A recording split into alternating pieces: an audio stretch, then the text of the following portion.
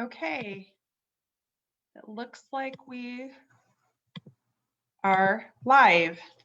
So welcome to our fifth, I think, virtual video screening and discussion for Vanishing Boise. My name is Lori DeCare and I am hosting the meeting tonight.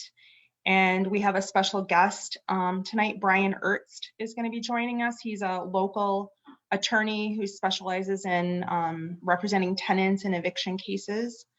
And so it's great to have an expert on hand who understands these issues and can tell us what's going on the front lines of the eviction and displacement crisis that's happening in Boise. So with that, I'm going to do a little introduction, and then we'll watch about a 7-minute film introduction to the issue, and then we'll open it up for discussion.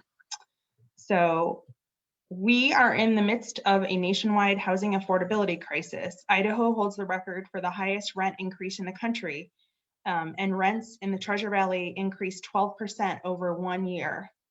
Boise's housing costs have outpaced wages by a factor of 4, creating a growing housing gap. When you add in our historically low rental vacancy rates under 0.5% for units considered affordable to people earning less than $20 an hour, this means fierce competition for scarce rentals and landlords favoring high-income applicants with the strongest references.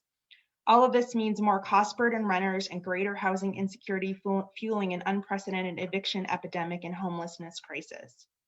Renters are an important but often neglected group of people in the domestic housing and economic crisis, yet represent millions of people living in the US.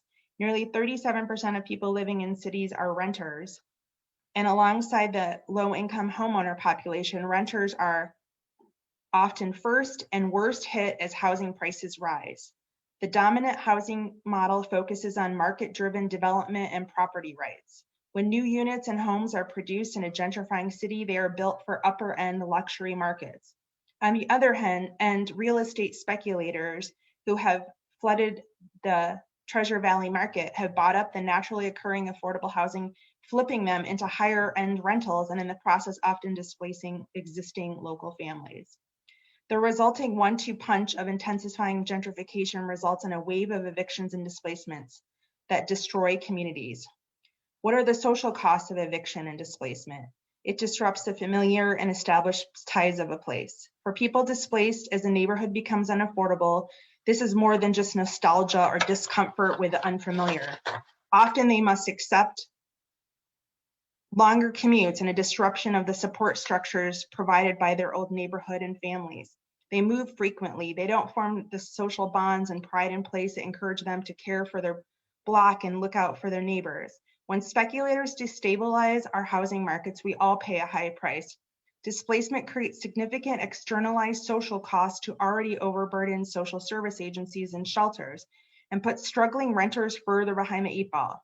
It prevents people from saving the comparatively small sums that would let them stabilize their situation.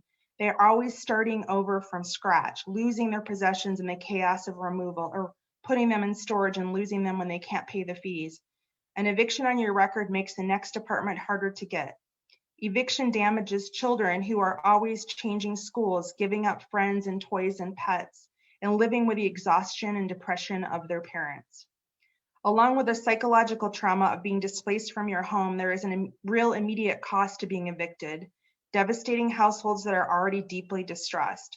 It is estimated that a family being displaced will pay between $7,000 and $11,000 in displacement-related expenses that they will need between 2.2 to 3.54 months of income to cover the cost of displacement. Okay, so with that, I'm going to share my screen, and then we're going to watch a very short film on this very issue that gives a really nice overview of this issue. Let's see.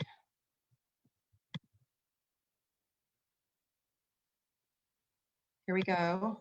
Let me know if you see it. A typical American moves over 11 times in their lifetime. Mobility is part of the American experience and can signify exciting changes. But sometimes people are forced to move against their will. This can take different forms: an eviction, an extreme rent increase, foreclosure on a property owner, or even demolition of a home. These types of moves are displacement, and they disrupt people's lives. In some cases, displacement can leave people without any other housing options. They may find themselves living in shelters, cars, or on the street. One of the most commonly talked about forms of displacement is eviction. Millions of Americans are evicted every year, and evictions are beginning to be recognized as a national epidemic.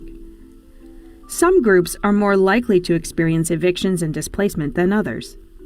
For example, a study in Milwaukee revealed that 8% of white renters experienced evictions, compared to 15% of black renters and 29% of Hispanic renters. And on the whole, low-income households are particularly vulnerable to evictions. But evictions are not the only way displacement happens. Often referred to as soft evictions, landlords may put pressure on tenants to move by engaging in harassment, cutting off utilities, removing parking, ignoring requests to fix appliances, or failing to address other substandard conditions that threaten the health and safety of tenants. Extreme rent increases are another means of displacement. When rent is suddenly increased past what a family can afford, they're left with no choice but to leave their home. Even moves that seem voluntary may in fact be displacement when you look under the surface. For example, it is displacement when a young adult wants to move out of their parents' home, but has their options constrained by prohibitively expensive housing. They may be faced with a choice between staying put or moving out of their neighborhood altogether. When a family has to find a new home or has to move outside of their community, they may find themselves far away from their families and friends, and possibly from their jobs and key service providers. This can lead to increased stress and even depression, impacting parents and their ability to support their families. Displacement pressures hit economically unstable families the hardest. When low-income households have to leave their homes, they often move to even lower-income neighborhoods. These kinds of moves can affect life chances, as neighborhood conditions can have lasting impacts on health, educational outcomes, and earnings potential. For one, studies show that your zip code is actually more important than your genetic code in determining life expectancy. And living in a high-poverty, under-resourced neighborhood has been shown to lower children's test scores and their earnings in adulthood. So while displacement is often seen as the effect of poverty, displacement to worse-off neighborhoods can actually intensify poverty conditions and inhibit economic mobility, leading to a vicious cycle. Regardless of the type of neighborhood a displaced family moves into, forced moves can have especially negative consequences for children. Kids often switch schools due to displacement, which is disruptive to their education. And even when they don't change schools, studies show that moving around can negatively affect their academic performance. Children's health can also be affected by displacement. Research has shown that children who move more often show higher levels of behavioral and emotional problems, increased teenage pregnancy rates, and increased adolescent depression. Taking a step back, it's critical to consider how displacement affects not just individuals and families, but also whole communities. Residents who live far away from other members of their community may have less political power as voting blocks are diluted and communities become less organized, weakening their ability to advocate for needed changes. Displacement is complex, and there is no one-size-fits-all solution for ending it. However, there are strategies that can slow it down. A range of policies, programs, and financing tools are needed to protect renters from formal and informal displacement pressures, facilitate the production of more affordable housing, and preserve and upgrade the existing affordable housing stock.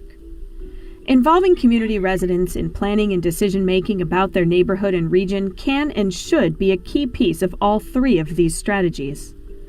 Taken together, these strategies can help ensure that as new investments take shape across our cities and regions, they generate equitable and healthy opportunities for everyone.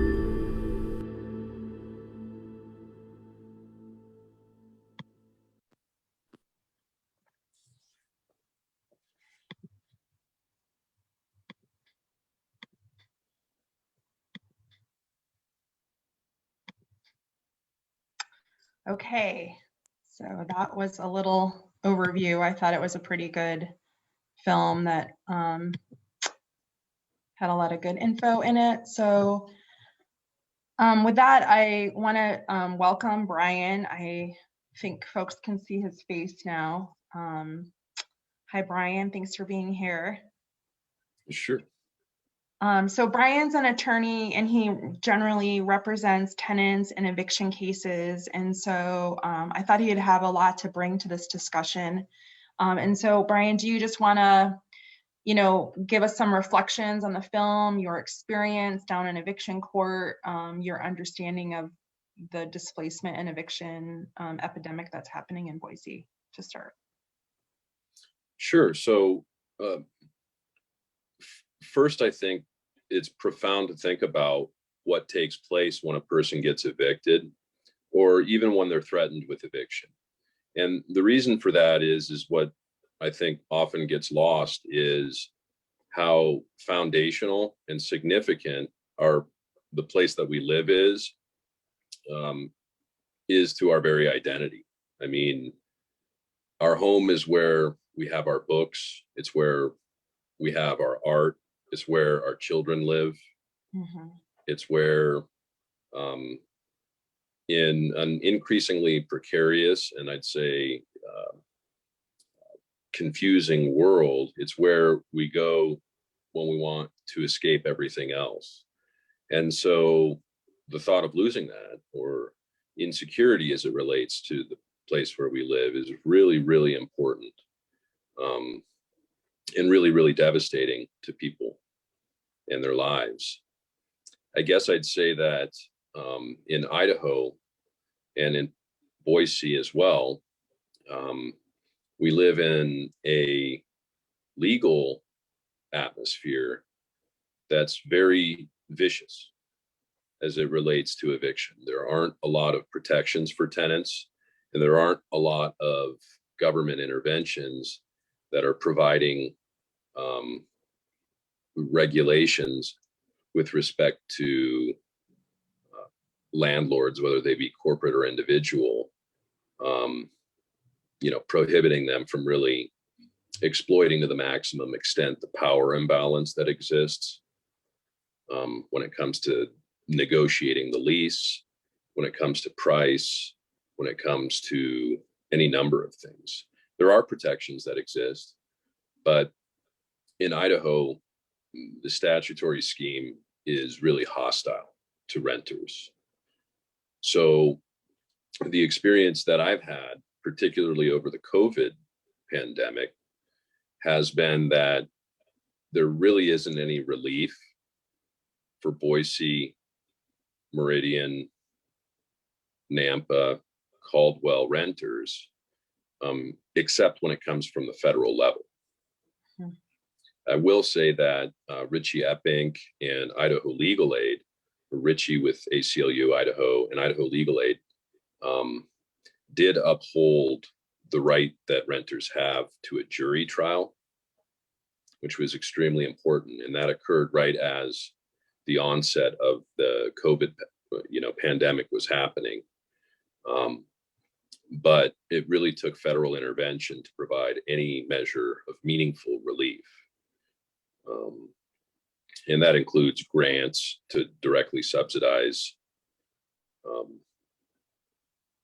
landlords, and rules prohibiting landlords from evicting for failure to pay rent where the reason for the failure to pay was associated with COVID, and where renters submitted a statement, a sworn statement to that effect. So, and just imagine, a pandemic hitting your community, and as a result, localized orders prohibiting economic activities, and a lot of people getting laid off and not having an income, and through no fault of their own, they're looking at eviction. And that's a devastating thing. Now, as it relates to the movie, I'll also say that it is really a 1-2 punch when you talk about eviction, because typically when you think about how devastating the housing crisis is, particularly in a place like Boise, which has seen some of the most significant growth in the country in terms of rent prices and property appreciation. What you're dealing with is not just my rent is increasing and I can't afford it anymore, but it's when you go to eviction court, you're dealing with a situation where you're not even in really a position to negotiate, let's say, a settlement or mediate out of an eviction being on your record, because the condition that the landlord always wants is you're going to be out by date certain and you can't afford anything that's on the market anymore. Mm-hmm. And so we've really seen an exodus of people from Boise that's really gone underreported in my estimation. So at the same time as you see new, relatively affluent people moving in, you're seeing an exodus of locals, and they're being pushed to the periphery and entirely out of state. There's no other option. The market is not providing them any other option. So we really do need to elevate awareness about the existing power disparity that exists among and between renters and landlords, and blow the whistle on the financing industry, who are increasingly taking more and more share of the market, and they're just out of state. It's Wall Street, it's private investment firms who are owning more and more of the pie as it was with respect to the rental market in Boise, and they don't care. They're not mom and pop landlords. They're out of state. They don't want to hear about the details. They just hire property managers and utilize investment calculations to slowly ratchet the rent up, and push out anybody that gets steamrolled by that. So there isn't that relationship that I think there's a stereotype associated with an individual owner of the property that does exist. And that's what I think, that's largely a lifeline that's diminishing over time. It's more and more faceless investors from out of state who are managing their properties on a spreadsheet. And that's a really cynical thing, but that's what's happening. And really, the eviction court is, in my estimation, a subsidy for those Wall Street and investment barons. That's a government process that they're utilizing to put the boot on the throat of locals. And it's, you know what I mean? It costs a lot more. The courts cost a lot more than the filing fees the landlords pay for an eviction process. And so we see actually our judicial system, not really through any fault of its own, but a judicial system that's being utilized to subsidize really aggressive investment interests from out of state.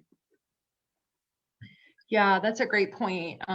So just so you know, the last one of these we did completely on the financialization of housing. So we did a whole thing on that and try to get people up to speed about all the Wall Street investments that's pouring into the housing market nationwide, that was emboldened essentially by the recession and the foreclosures that happened in 2008. So one question that I thought to ask you is that I was wondering if you could tell us like how many evictions are, we're in a weird scenario right now where there is literally a eviction moratorium from the CDC in place, but yet evictions are still happening, either because, correct me if I'm wrong, that people didn't file the correct paperwork, I don't know, maybe that's the only reason why, I don't know. No, But so the CDC moratorium order is limited to inability to pay. And so mhm, you see landlords that are utilizing different things like breach of contract or breach of the lease. right, And you see landlords that are seeking to enforce against breach of contract and breach of lease on really trivial, absurd reasons. right. And then you also see, leases that are expiring and not being renewed.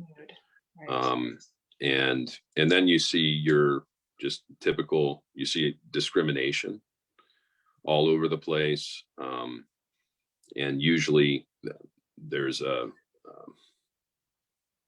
push and pull or some trivial argument between the property manager and the tenant, and it ends up in the property manager trying to win through an eviction process, whatever their spat is with a tenant that they don't get along with. Right. Thanks for that clarification. So it's kind of a weird time to ask, but like could you tell us like how many evictions are happening like on a weekly basis, or is that a number that you could give us? I don't have it off the top of my head. It's fewer than before the CDC orders. So we really saw just a dramatic escalation, and we're really moving in because the CDC order is about to expire again. It's going to expire soon. I forget the End of date. this month. Yeah.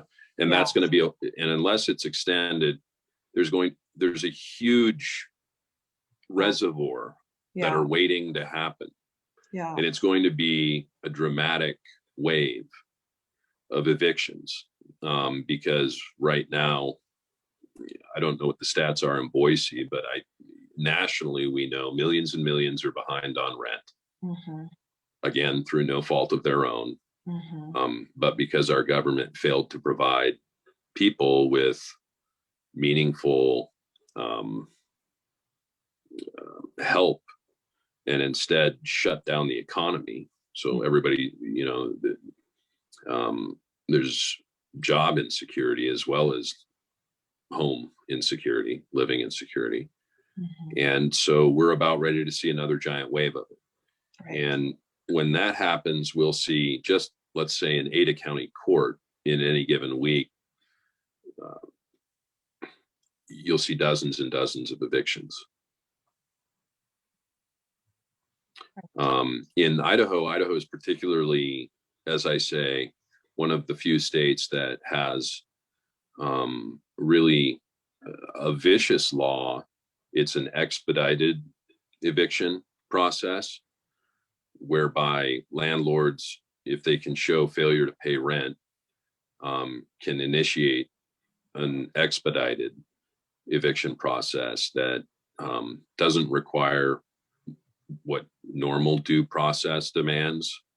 A normal case in civil court is going to take anywhere from 4 to 9 to 18 months. But with eviction court, they can get typically, 24 to 28 days, and they've got a sheriff at the door.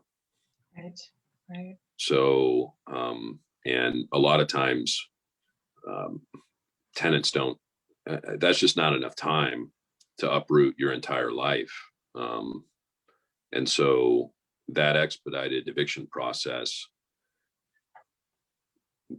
may be happening once we see the federal CDC order expire. Great. Well, thanks for filling us in on that. Do other people have questions? Feel free to jump in if you do.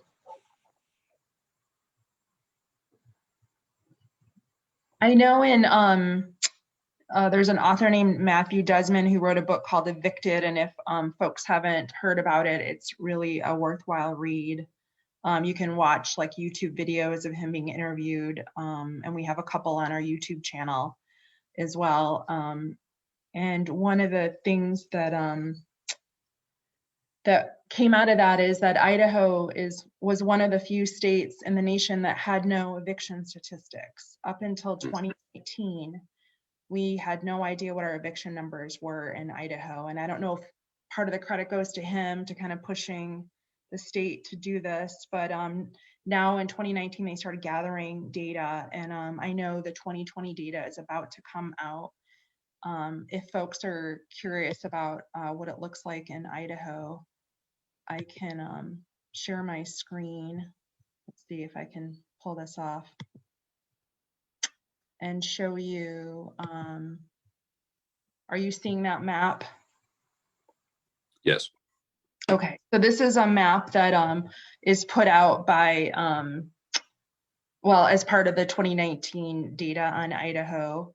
So you can see the clustering of high eviction rates. So the red is a higher eviction rate, and the blue is lower.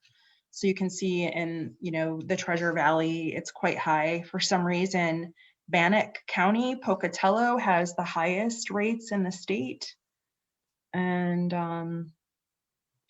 let's see, there's some statistics off to the side here. Let's see. So it says a formal eviction rate is 0.85 for the whole state. It's 1,611 households. Eviction filing rate is 1.41% or 2,673 households. And the average evictions per day in Idaho is 4.41.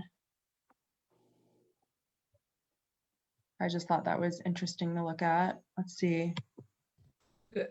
Hey, let me jump in here. That's interesting. Do you have an explanation as to why that geographic pattern is what it is? It kind of surprises me. I would not have just guessed that. So there's a university in Eastern Idaho, and in Eastern Idaho, there are the political sentiment in Eastern Idaho is largely informed as well by landlord associations that are out of Utah, and they're particularly vicious when it comes to the market model and zero tolerance with tenants. And so everything goes to eviction court in Eastern Idaho in a lot of places. Isn't there quite a bit out of Utah when it comes to some sort of apartment association, or weren't they the ones pushing some legislation in Idaho or something like that, like last year? Yeah, there's trade association, the Idaho Apartment Association, the Utah Apartment Association, and they're largely in Eastern Idaho and obviously in Utah, and they're very, very aggressive in terms of landlord power. So, and they're very aggressive in terms of fair housing issues and their animosity for the Fair Housing Act. So, yeah, it's an ideological thing in Eastern Idaho that's probably contributes a lot. That there's a culture or a community culture that is favors the landlords in terms of policy.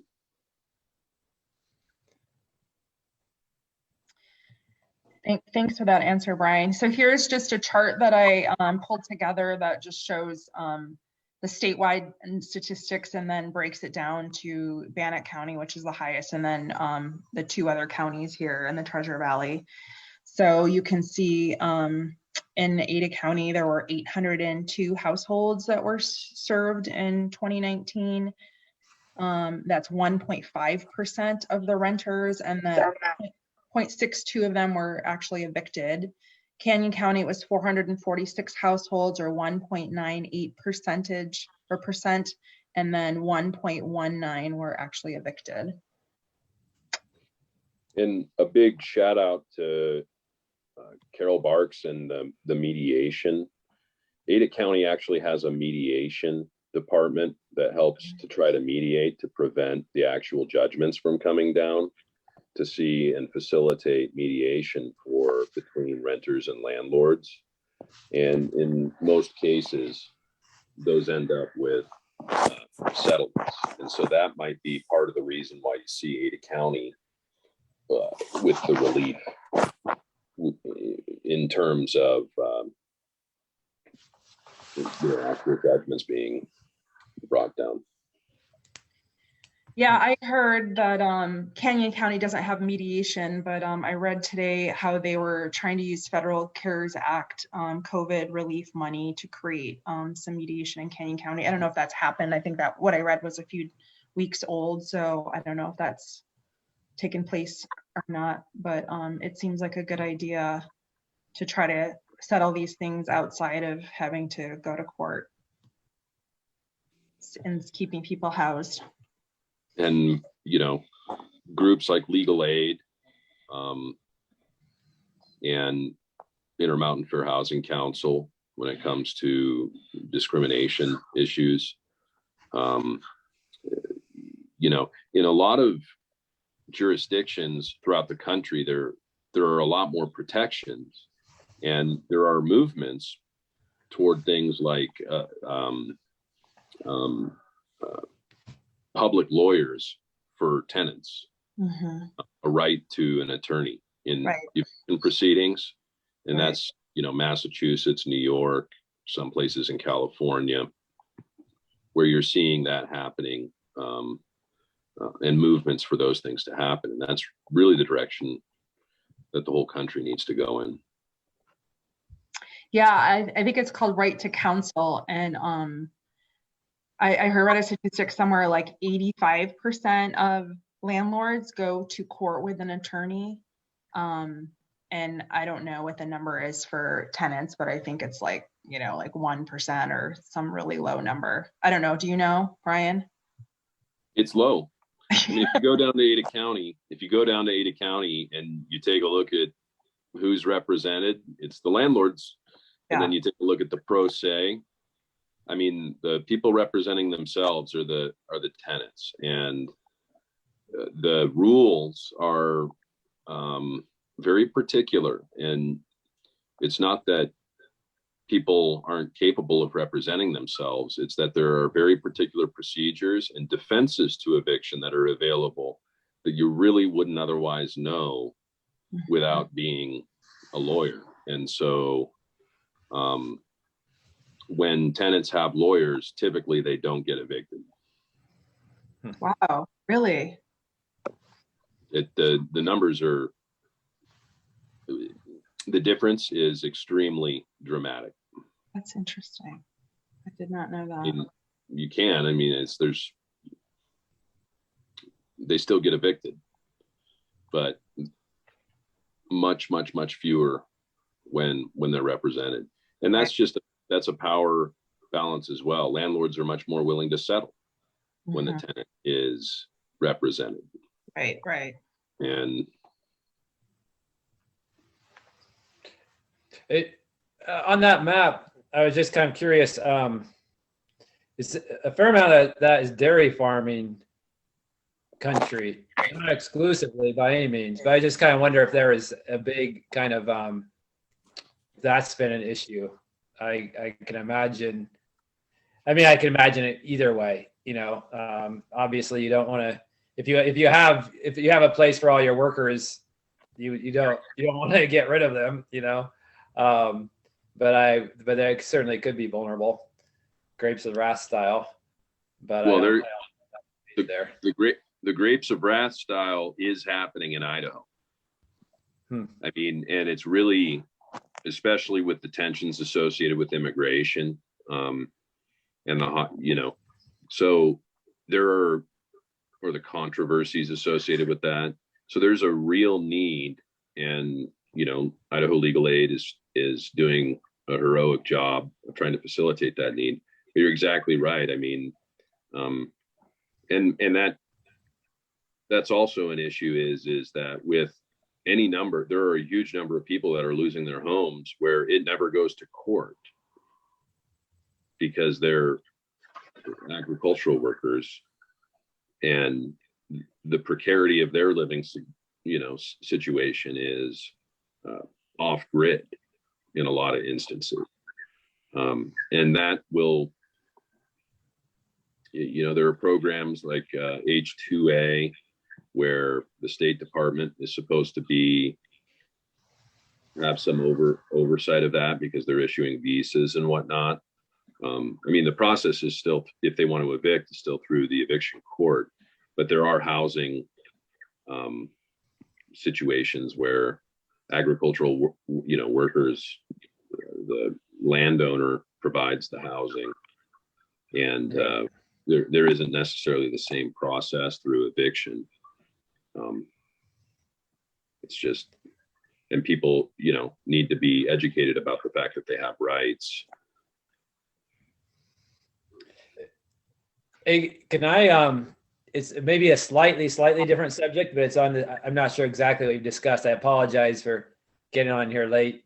But I just got an email today from CCDC about the State Street Urban Renewal District. And if I know Brian has been active, or at least attempting to be active, if I remember right, with Eagle City Council back when, before the revolution, before the blood, the night of the long knives in Eagle. But so, that's a pretty huge deal. 8 miles along State Street. Are they going to use urban renewal to gentrify and displace? The economic study that was done to support what the city saw as the desirable kind of development. This was about 2.5 years ago, but it said it essentially required a 20% increase in rentals in order to allow the kind of quote unquote product, with the type of parking, whatever the parking underground or whatever that they wanted to see, which seems nicer, but it was kind of remarkable to me how that 20% increase in rents just seemed like kind of the cost of doing business to get what we want. And it's just like, well, what's the whole point of this anyway? Why are we doing this?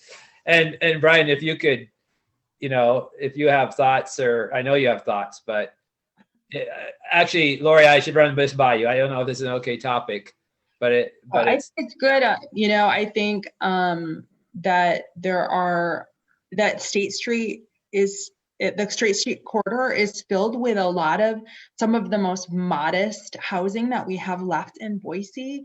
Now that the Boise Bench has essentially been gentrified, which was the other, modest neighborhood.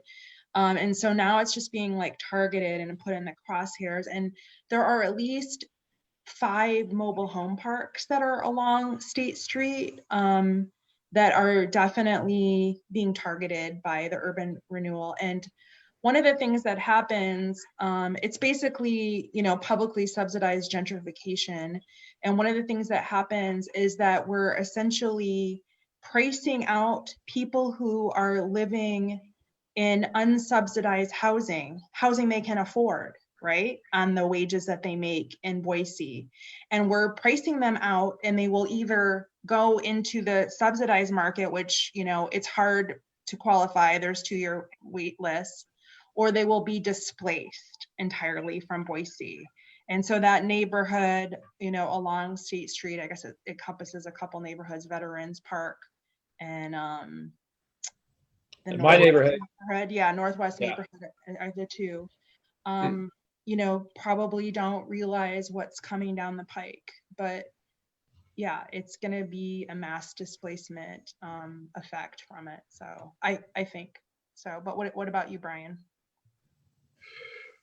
Well, absolutely. I mean, when you see gentrification or a hypervaluation, so let's be clear.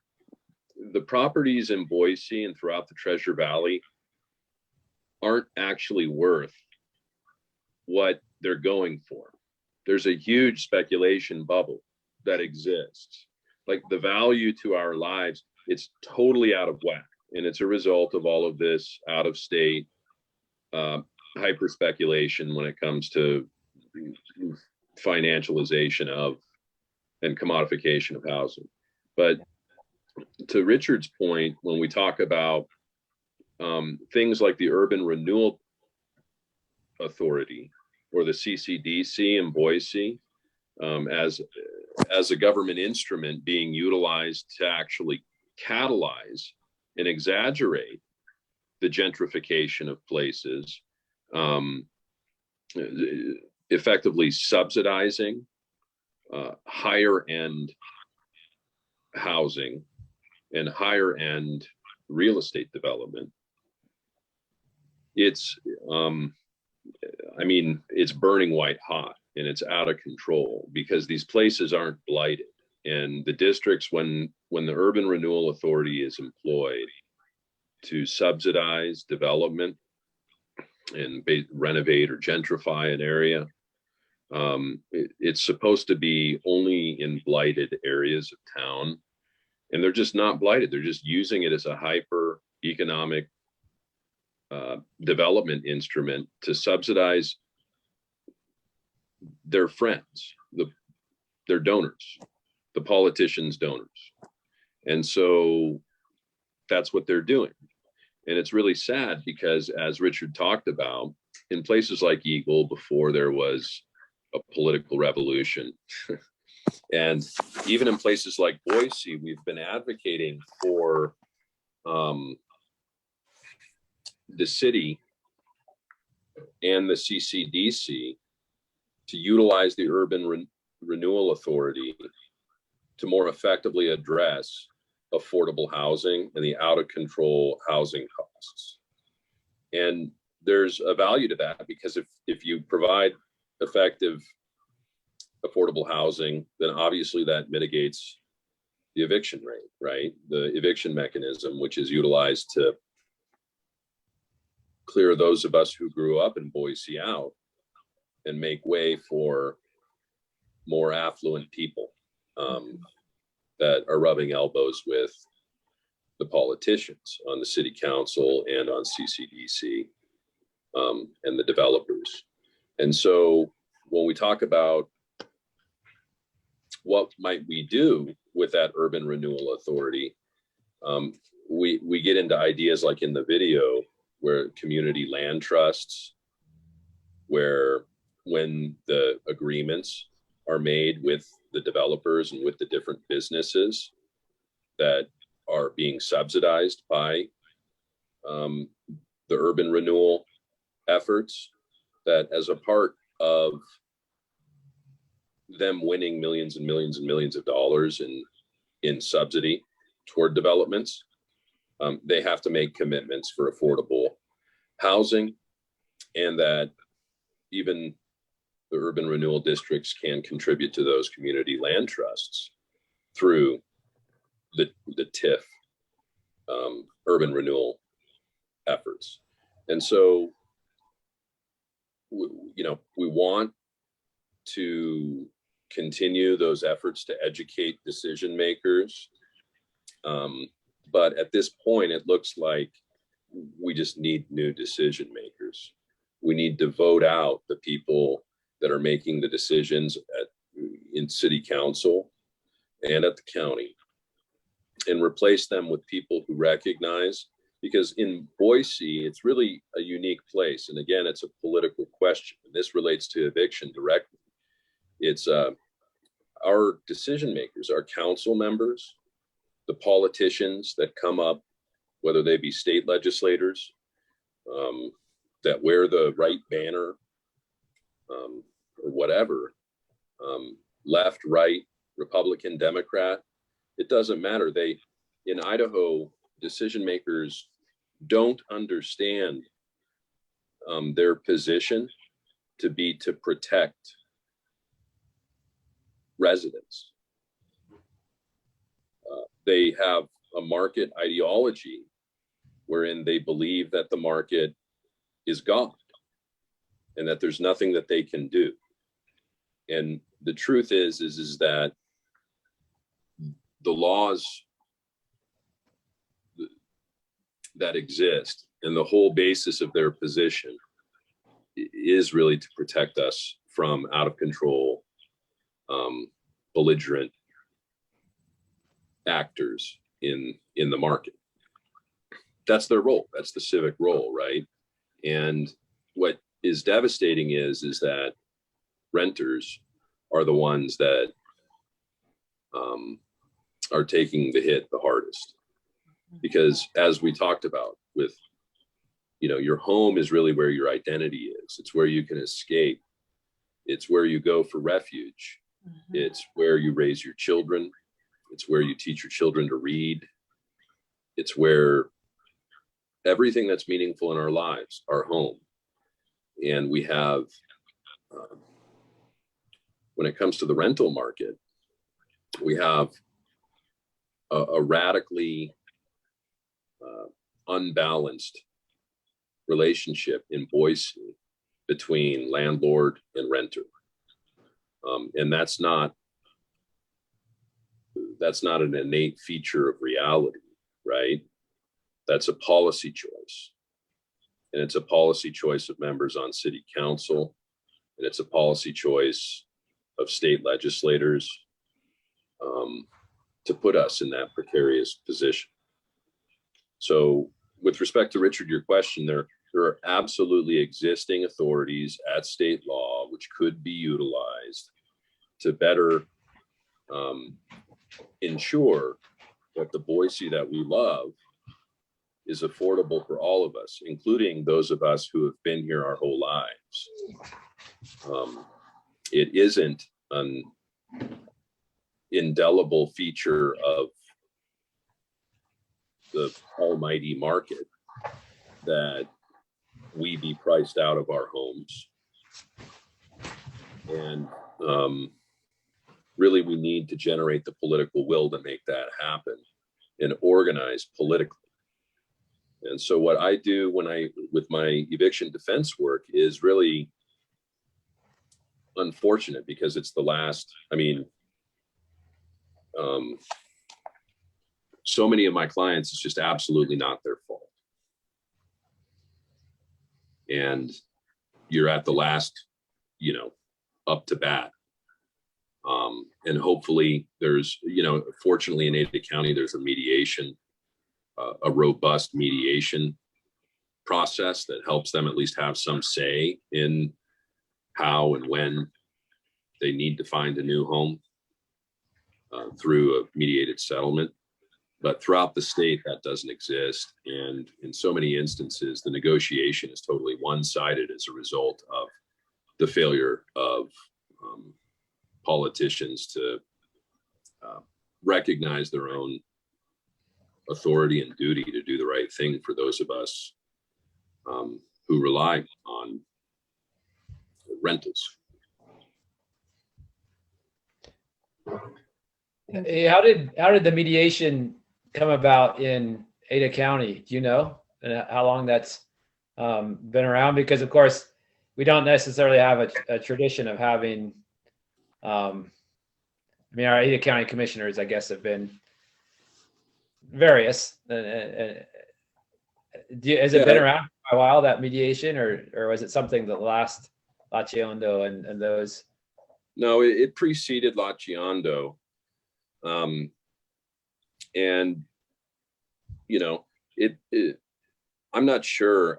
I know that the Idaho State Bar is really working, particularly on the compilation of data, but also the state bar and the judiciary, the local judiciary have, been heavily involved, I think, in trying to facilitate alternative dispute resolution, mediation. And so doing so in Ada County is, I think, a good pilot project.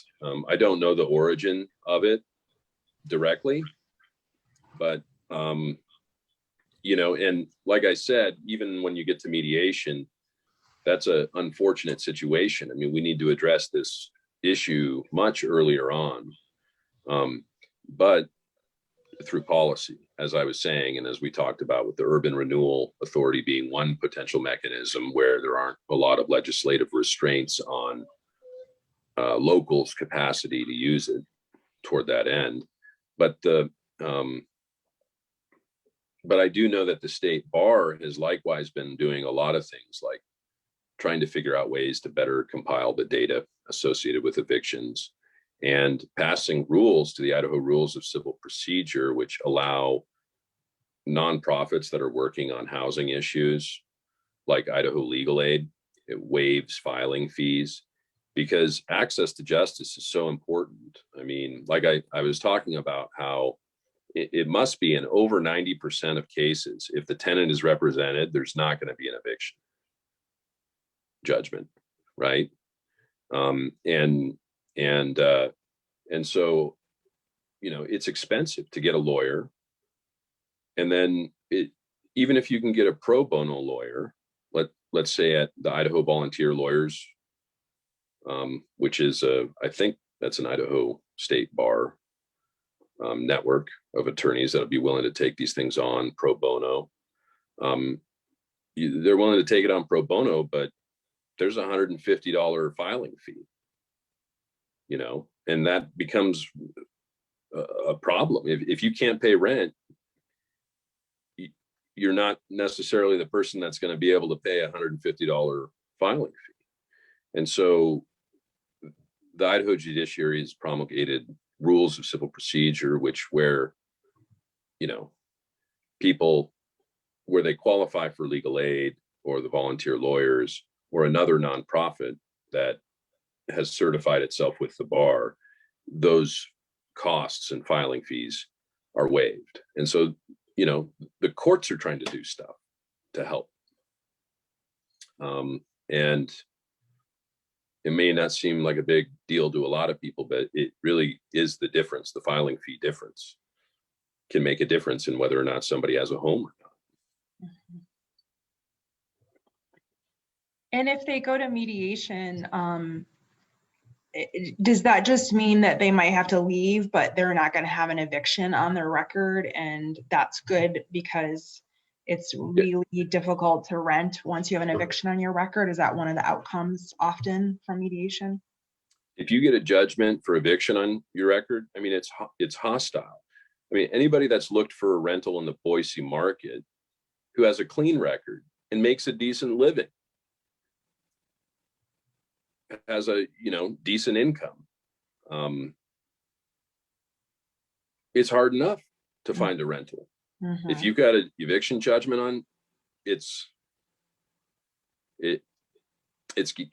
game over for a lot of opportunities that would otherwise exist, mm-hmm. Including access to public housing services. So there are certain entitlements that no longer exist with the judgment of eviction, and so a lot of the most vulnerable people are rendered homeless or houseless because of the eviction process, the eviction judgment. Mm-hmm. And as far as the mediation is concerned, yeah, I don't want to say that mediation is like a positive outcome necessarily, but given the power disparity that exists, the imbalance, it's better than a judgment. It's still totally unjust in so many circumstances. The terms that are squeezed out of people because they have no other option than to face the firing squad. But it's better than that judgment. Gotcha. Okay, do other folks have questions for Brian?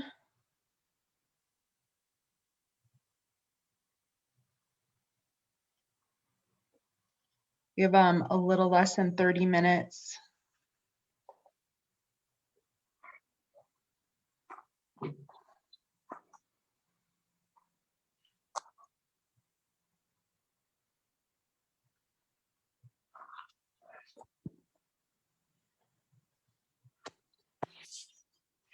So one of the things in the film, they talked about what can we do to change this. And so I like it. It's easy to remember the 3 Ps, right? So they're to protect renters, so tenant protections, preserve naturally occurring affordable housing, and lastly, produce housing that's affordable. And so these are the 3 things that all need to be happening in tandem to prevent the homelessness crisis and eviction crisis that we have going on. And, you know, certainly Boise is doing some of it. They do have a land trust they're establishing, and there is a new project at the corner of Franklin and Orchard. And then there's another new one they're proposing at State and Arthur Street. And so the housing there will be, so the city owns the land, a private developer develops the structure, and then the rents will be at a more affordable rate. I don't know off the top of my head. I think they're like 80% AMI, average median income, but I'm not 100% sure. And so that's a longer term strategy to produce housing affordable. And then protecting renters is something last year Lisa Sanchez got an ordinance passed that would cap the amount of application fees that a landlord could charge. And so that was a small step forward for renter protections, at least in Boise. That doesn't apply to the rest of the Treasure Valley. And for folks who are following the legislature right now, they're trying to preempt that in the future. House Bill 45 is still in play, even though I know it didn't get printed in a committee, but I guess there's talk about reviving it. And so just that very tiny, modest regulation, of course, was appealed by the apartment association, and they want to get rid of it. And then, for folks who maybe don't know, there's a statewide preemption on rent control in Idaho. So it's not something that cities and municipalities can adopt, but there are other methods to kind of getting the same effect, which is to, I like, as Brian says, stop the hemorrhaging of people being displaced. And then preserving naturally occurring affordable housing is the big piece that's just not happening. We're losing so much housing that is, and by naturally occurring, it's like, it means that it exists, that like essentially it's paid for, and we're allowing basically these REITs, these investor groups, these flippers to come in and buy them, and then suddenly that means that they have mortgages on them. And so, but despite that, now their whole business model is based on, maximum ROI. So usually they go in and they do some basic upgrades, and then they, one thing I've been noticing is that they basically do a new lease with everyone who already lives there, and the financial requirements are much higher. And so it's basically a way to evict the entire building and then get in kind of a higher income earning class of tenants.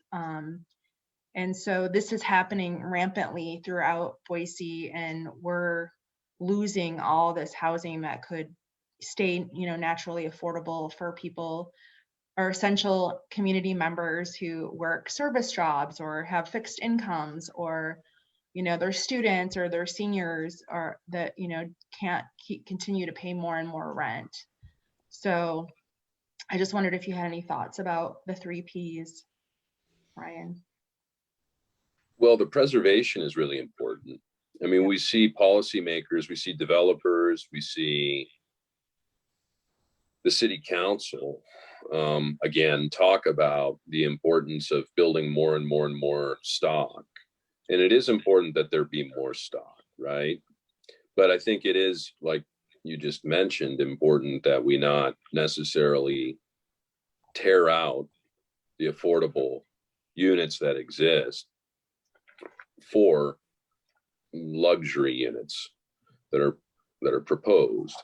And I think that again, the urban renewal mechanism at state law, you mentioned how their rent control is prohibited by the state legislature. And so you have to find avenues that exist within authorized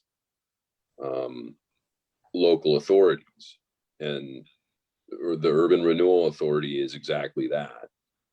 But where, as a function of the negotiation with the developers that are subsidized by the urban renewal districts, there are private instruments that they can negotiate private, better terms on for affordable housing, meaningful affordable housing, not affordable housing for Silicon Valley transplants, which is what pretty much everybody on council right now means when they talk about affordable housing. It's affordable housing for professional managerial class Silicon Valley techies that are moving from $250,000 a year jobs in Silicon Valley to Boise, right? It's affordable to them.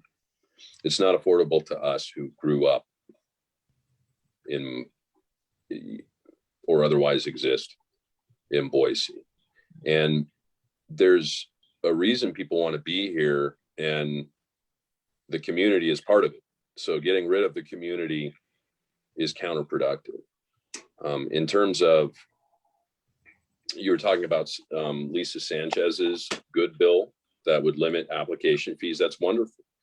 And there's going to be political backlash at the State House, but I think it's going to survive that, right? And so that's great. I think that it's going to survive the legislative session this year, hopefully. There are other things that can happen, so, consumer protection situation. So right now, landlords hold your security deposit. There is a bill, maybe that will pass. I don't know where it is. I haven't paid attention that much, but where landlords will be required to hold deposits in a separate trust account. That's a good step. But then there's also things like,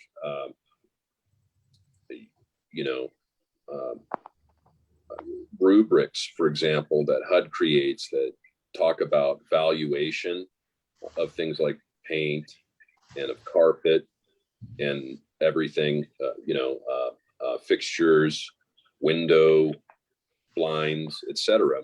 Because what we do see, and what I see a lot in my practice, is people getting stiffed of their deposit, and rather than it being a result of anything more than normal wear and tear, it's because the landlord is remodeling the unit on the back of the exiting tenant, using their deposit to remodel.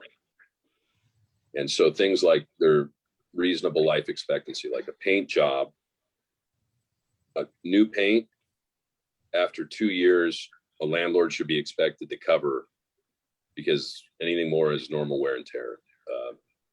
A carpet, maybe 5-7 years, right? And so setting those standards where, unless the landlord can demonstrate otherwise, that there's a life expectancy and they don't get the replacement cost from the tenant. If the tenant moved in originally on a used carpet, they shouldn't be responsible to replace a new carpet on their way out, right? And so those things the city can do to help protect. And again, these are amounts that are anywhere from $500 to $2,000 deposits, right? But they're significant to the people involved. And when it, there are all sorts of things that the city could do that it's not doing. And the reason that it's not doing them is because it has really a political and a legal ideology that isn't necessarily true, namely that the market is God and that the state legislature hasn't given them the authority. And both of those things just aren't true in so many instances, but they lean on them for cover. to avoid doing the right thing or to avoid political controversy because really what they want to do is they want to do the bidding of the developers and the investors who they like to go to cocktail parties with. Our comprehensive plan, this came up in our zoning advisory committee meeting. There's a bit of wailing and gnashing of teeth about how, what can be done about affordable, housing, preserving affordable housing, which is good. It's good that the conversation has finally kind of come up. But one thing in our comprehensive plan, there is a explicit and intentional mechanism to get rid of existing affordable housing. And that's they have these areas of change in the comprehensive plan, which is based, I've been told, on the ratio of built value over underlying land value. And if that ratio goes too low, then it becomes an area of change. And once it's an area of change, it's not considered an established neighborhood. And if it's not an established neighborhood, like 90% of the comprehensive plan, all those policies, not that they're followed anyway, but they no longer actually apply. You will see in so many of those phrases, you will see established neighborhoods have all of these, nice protections about their character and about et cetera, et cetera. That doesn't apply to areas of change. And it's almost all of my neighborhood,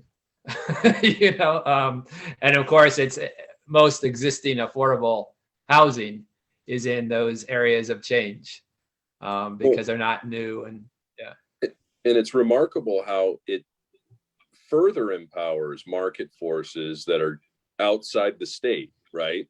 So investors and speculation is further, speculative value is further emphasized and empowered over people and neighbors.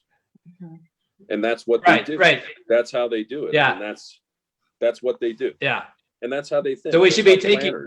That's how planners see value, right? Yeah. So and that's another thing that we can talk about. I mean, that affects renters and affects evictions and affects the community is the fact that none of our political leaders hire planners that have any idea about public interest planning.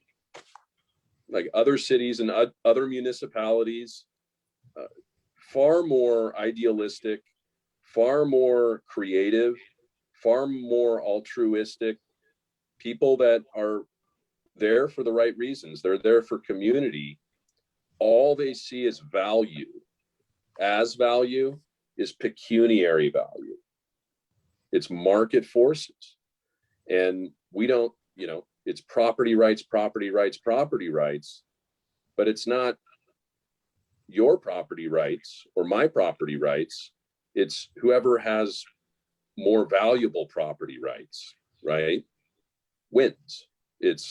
That's how it is. And that's how the planners are treating it at the city.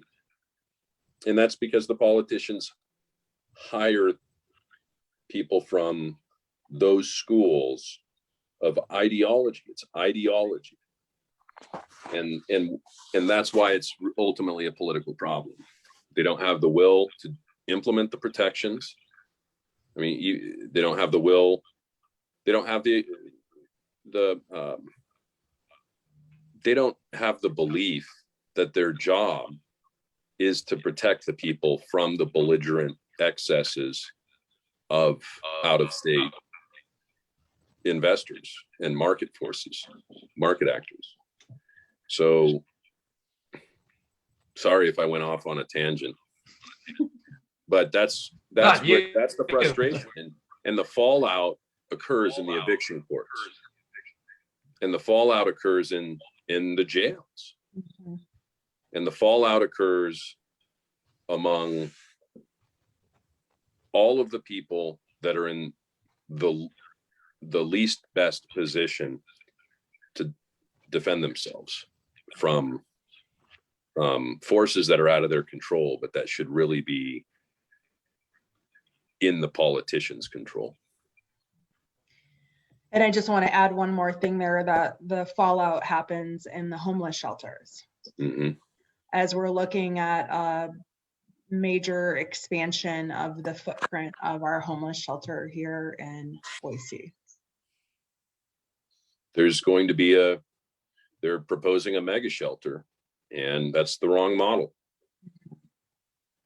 And, you know, hopefully the media, that's another issue is it's great that you're doing this and that we're building support for independent media in the local situation, because the existing media in Boise and in the Treasure Valley and in Idaho has wholly failed. They have wholly adopted that same ideology. They're not there for you and me. They like those same cocktail parties that feature politicians, developers, investors, and people in collared shirts, Mm-hmm. right? And that's who the editors at all of the established media outlets. Right. That's the worldview of the editors and all the established media outlets, and it's a real problem. So I appreciate, this outlet and continuing to build toward hopefully having these conversations more and more. Yes, good point. Thank you, Brian. Yeah, the lack of access to media is definitely a problem for all of the people who are in that same boat, that are really suffering with the gentrification and displacement. They're not getting interviews, whereas the Chamber of Commerce president is, and the head developer, of the developer, investor, the council contractors association, I'll say that local media covers the issue a lot, because it's hard not to, given the white hot mega growth that Boise has been seeing in the past 10 years or 15 years or however long it's been now. Right. But there's absolutely no scrutiny or no meaningful inquiry mm-hmm. into the politicians' culpability, right? They too believe and have wholesale adopted in this nebulous idea of an omniscient market that they don't have any influence over, as if that's not the job of that's not the job of the police power of government, right? That is the job of that's their job. That's literally their job. Mm-hmm. And they just deny their job because they want to look for the next job when they're no longer on the council, right? And they want to work for the people that keep them in those cocktail parties. But, and again, I mean, somehow to bring the center back and the focus back to the people, I mean, that in these eviction processes, I really think that the politicians and that anyone that's interested in this issue really should spend a Thursday, usually at 2 p.m. down in Ada County Court, and look and spend a day. It'll be a few hours down at the court watching the eviction process happen. And I think that if decision makers and politicians spent a day every quarter, let's say a day every quarter on Thursdays, usually at 2 p.m. in Ada County Court on the 4th floor at eviction court, and looked at the human beings and saw what was happening to the human beings and heard their stories and their pleas in front of judges, I think we'd begin to get somewhere. And so, but they're not there. They don't know what eviction court looks like. And the judges are doing a good job they're doing the best they can. They're good judges. But the circumstance is one of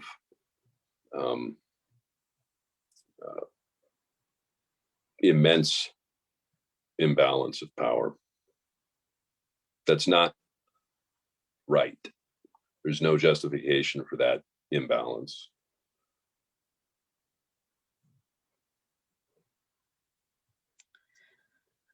Great. Okay, so are there, do other folks have questions for Brian? We've got about 7 minutes left. So there's a little time to ask more questions.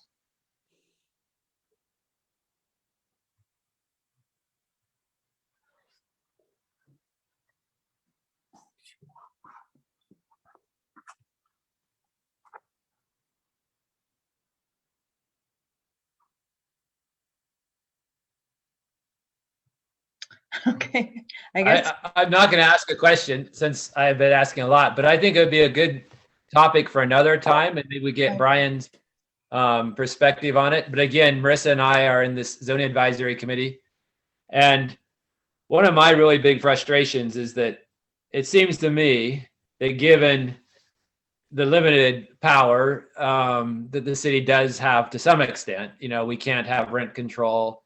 Apparently we can't have inclusionary zoning, or at least maybe we can't. At least it seems like it might be hard. Then the power of negotiation via granting, rezones, giving the developer what they want in exchange for something via private negotiations, private property transfers of development rights or whatever. And it's not something I know much about, but it seems to me that it seems to me the sky is essentially the limit. I mean, given it's a negotiation, and it's orthogonal to all of these issues that are always brought up, like, oh, we can't do this because it's inclusionary zoning is preempted by the state, or rent control is preempted. But isn't essentially, I mean, as long as adults are negotiating via their private property rights, I mean, isn't there a huge ability for a city to exact and to negotiate in exchange for rezones, et cetera? It seems like there is. And then the problem is, if we just go ahead and grant all this density by right, in my mind, and these variances and these CUPs, it seems like we'll give up all of this negotiating power.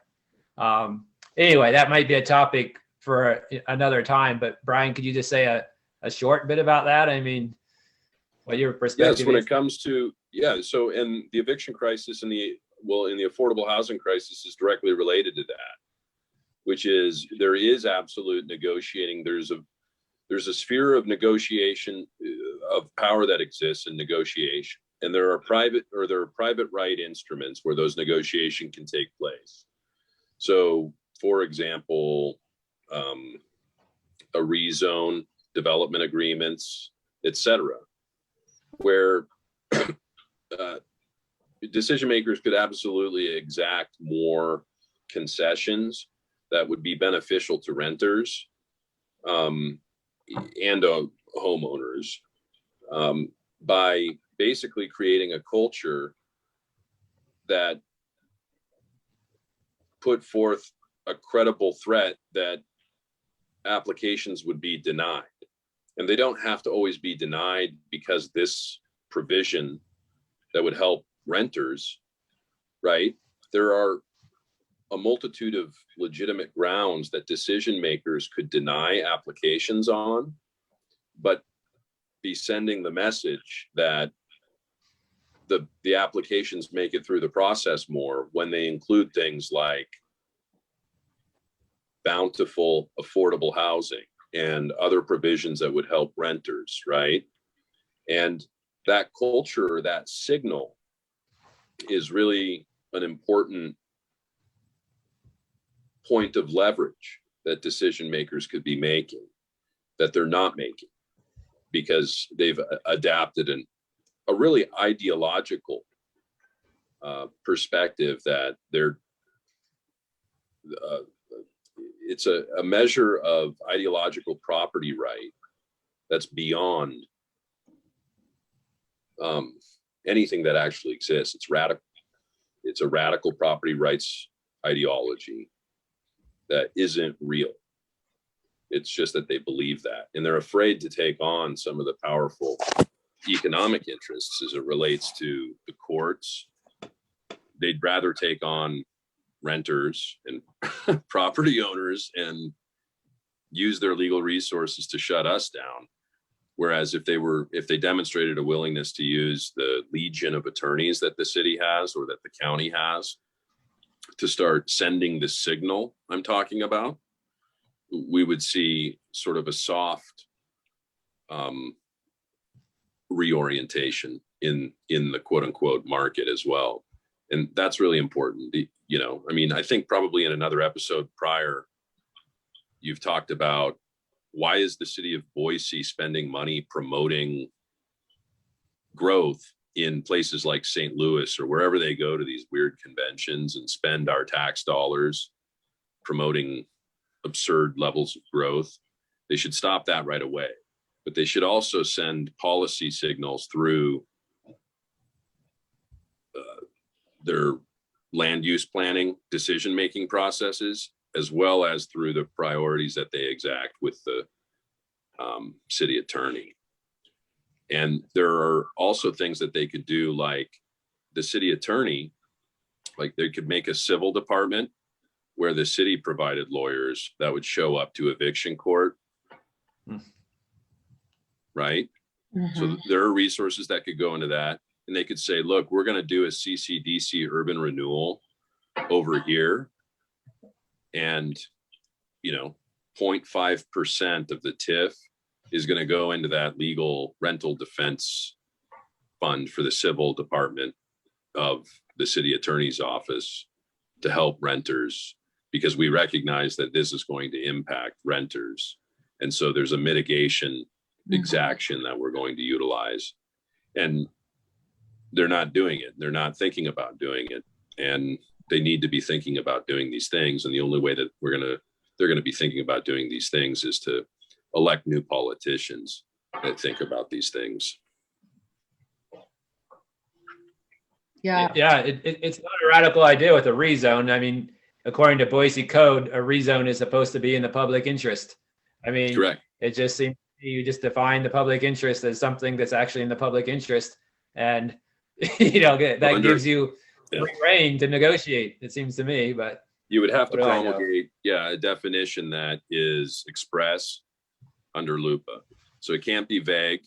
Instead, you'd want to pass an ordinance that clarified, right? Or pass. So those are, but yeah, I mean, absolutely. You could absolutely implement that toward the public interest in a meaningful way.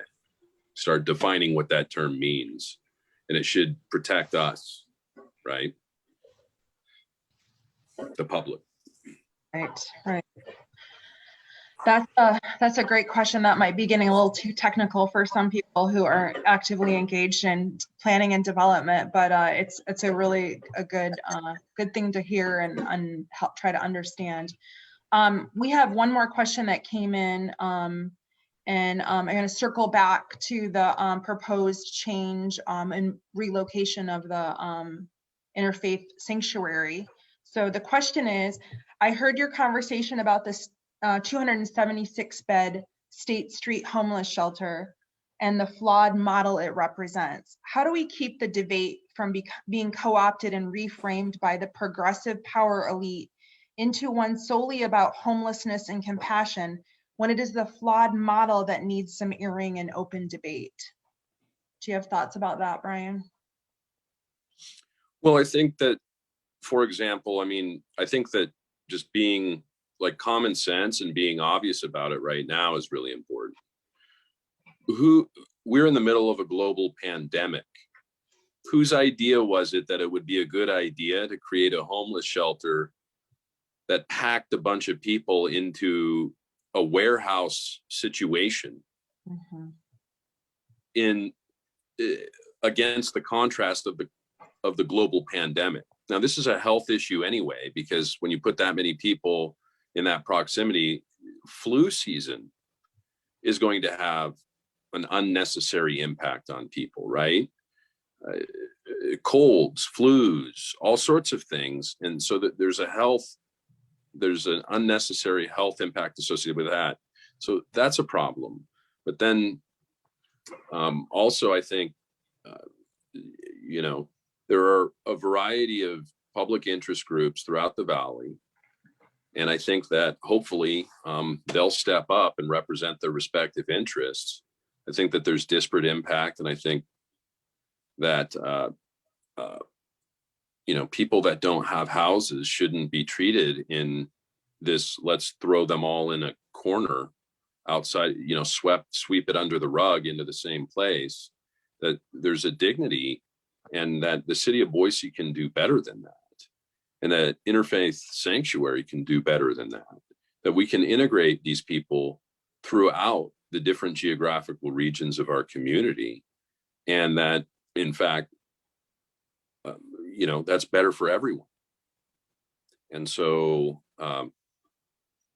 but I think, like the low hanging fruit right now is like a mega shelter, warehousing people. Like, we should know better right now because we're in the middle of a pandemic as far as why that's a bad idea. And we should have more compassion. There's got to be a better way. And the other thing, that there are other groups that are civic groups that I know you're a part of, and David, many people are a part of throughout, leaders in the community, but talk about, like, how is this happening without a broader public conversation about whether or not it's a good idea? Like, the library generated a lot of controversy and public conversation, and we saw how the people of Boise felt about the city trying to pass that one out from under us, right? And now we're talking about a mega shelter, which is another, it's private, but it wants public money. And it's of significant public importance enough that we should have the conversation about whether or not the model is what we want in Boise. The mega shelter warehouse model is good for Boise, right?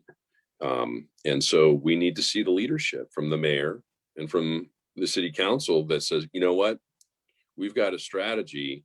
I promised when I ran for mayor that we'd be having conversations about this before these things happened. And so let's start the conversation and not preordain the outcome before, not put the cart before the horse or whatever. And let's start having a conversation about whether this is a good idea in good faith, and see, consider a meaningful range of alternatives. So that's what I think about that, about framing, is low hanging fruit in a pandemic. And then the process is same old, it's wrong. We need to have a meaningful, transparent conversation about this that involves people from all across Boise, because everyone in Boise is interested. Right. And everyone's affected by it, for sure. And everyone's affected, and everyone stands to gain if it's done right.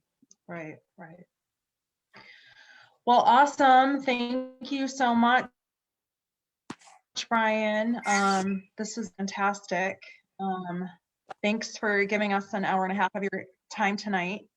And thanks to everybody for joining us here on the Zoom.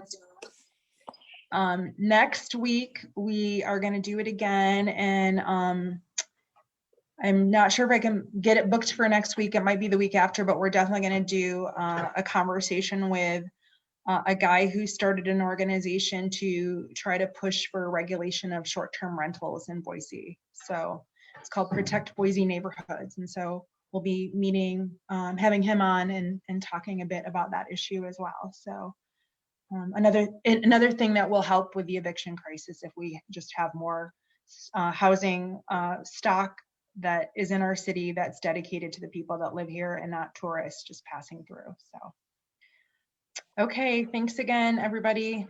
Good night.